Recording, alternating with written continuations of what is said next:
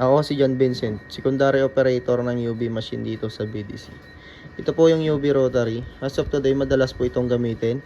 At na kahit 117 pieces kami run last week. At ito po ay bihira lang din pong magpahinga. At sa consumable naman po namin is wala naman po kami na consume. Ito po ang aming ink. Nasa tangke naman na po. Ito ang aming project inventory. Good for 1 month pa naman po. At ang madalas lang po gamitin is yung CMYK. Ito po ang aming head. Maayos naman po. Ito naman po ang aming cupping area. Ito naman po ang aming ABR. Maayos naman po. Ganito naman po mag-nozzle check.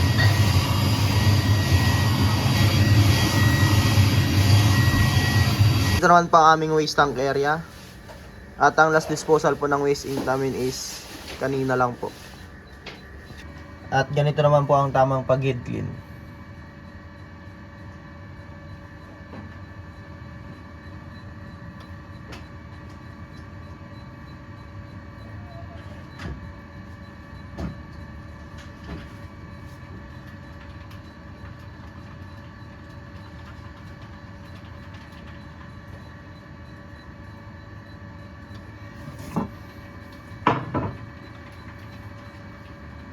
At sa PC naman po namin, ang hard disk level ng C ay tama lang naman po at may 80% updated antivirus.